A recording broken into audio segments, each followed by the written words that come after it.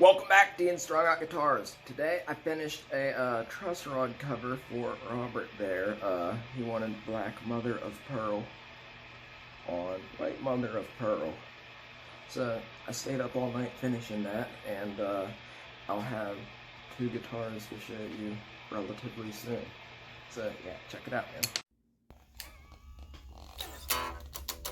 Okay, it's really hard to find like Black Mother of Pearl that's any larger than 25 mil, and for a Jackson Trussrod cover, for most you kind of need something at least 25. Then you need 28, I believe. They haven't changed them forever. That's an old Kelly one. Since Grover Jackson, Mike Shannon, everybody, it's been the same since the 80s, same dimensions. But so anyway, this is like a really thin veneer. They sell them for inlays and stuff. It's essentially a bunch of fillets of mother of pearl put in some kind of epoxy or CA glue, maybe. I'm not sure. You can kind of see lines in it sometimes though. They say you can cut it with scissors. I don't recommend it. That's bullshit. As you can see, it'll crumble sometimes, and if you're cutting it with scissors, you just put cracks in every damn thing. But that's like a big advertisement. It's like, oh yeah, you can do it with scissors. Yeah, bullshit.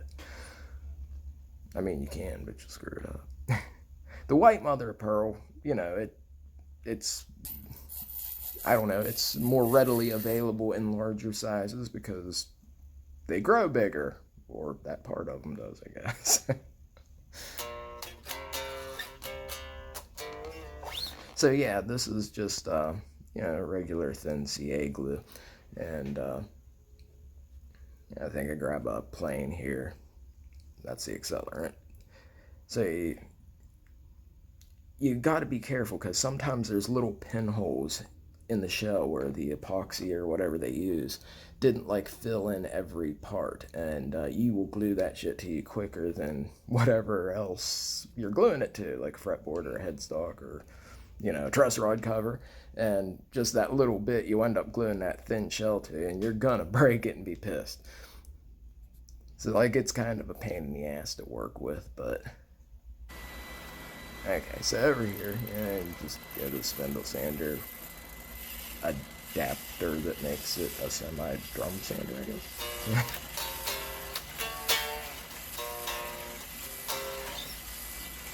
And it always smells like wet dog. Like, mother of pearl has like the distinct wet dog, like only way worse smell.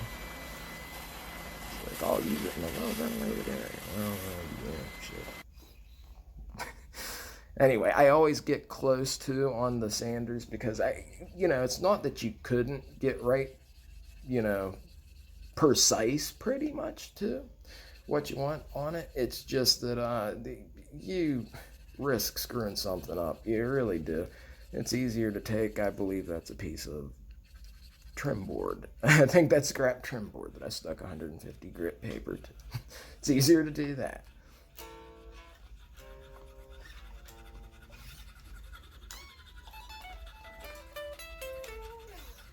Now these are, just regular needle files. You can use them for a nut or whatever. But if you try to use a larger, more coarse file right now to put the bevel on, it's going to knock it out of your hand, or as I'd say it's going to chew it up, but it's not. You're going to end up knocking the damn thing out of your hand. I could have cut a little V in the hunk of plywood there, but yeah, it was like 3 in the morning, so I was trying to get the bevel there on it, just to begin with, because what I wanted to do is make it pop out a little more than normal.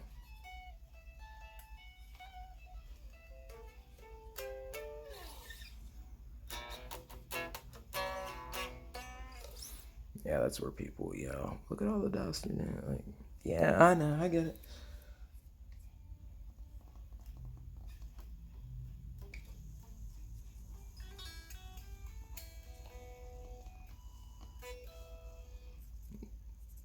You can start to see it like coming together there. That's whenever I was thinking, man, I wanted him to have something that looked really cool, so I thought, I'm gonna add another piece to it to give it like a multi-tiered effect. Like I said, the stuff's really thin.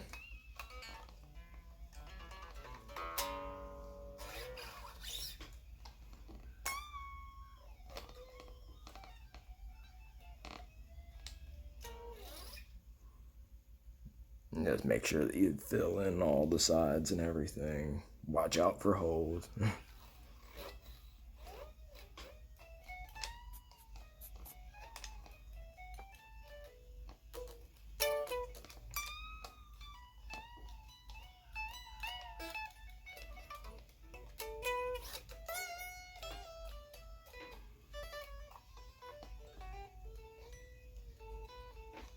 That's a like triangle needle valve. Yeah, just to try to get the feel for the angle. And like I said, I decided I wanted to make just a tad bit bigger, just a tad bit more exaggerated, I guess.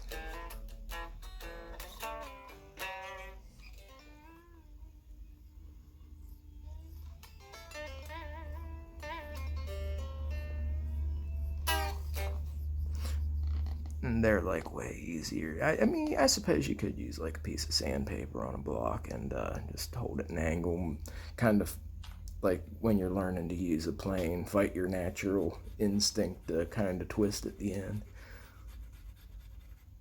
But it is easier to use just the flat ones.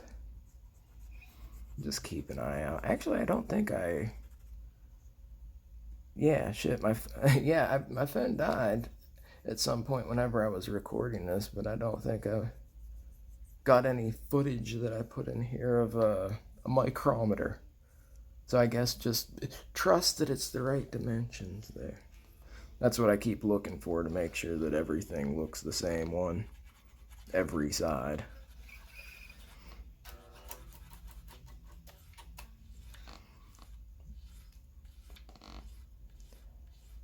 Now, if you drill the holes, you got to be careful things don't chip out on you or anything, especially after you've done all the work. That's why a lot of people like to drill the holes first. I know I hear a lot of people say that to me, but if you have like really small bits and everything, generally, as long as you put it in between something and you have a drill press, you're generally good for the most.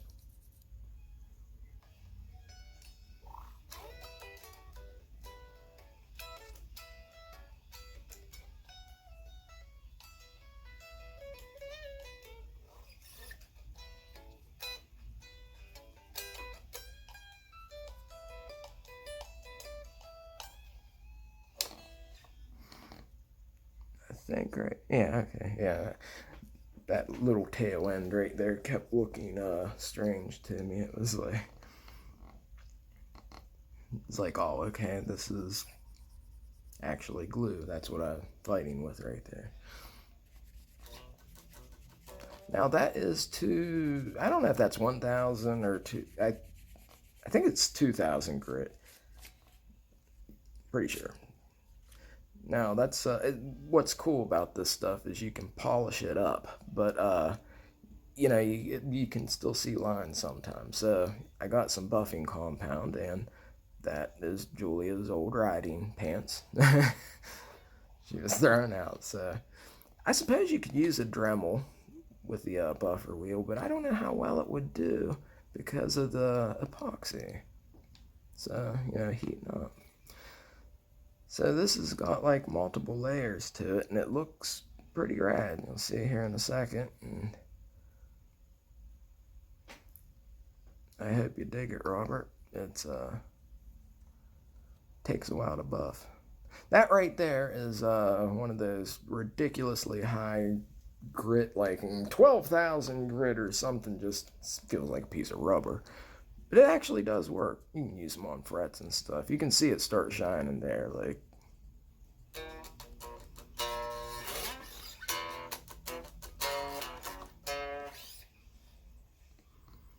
wanted to get all the sides and everything. My phone died before I drilled a hole, or showed the hole was being drilled. But there it is, man. So, I hope you dig it, Robert.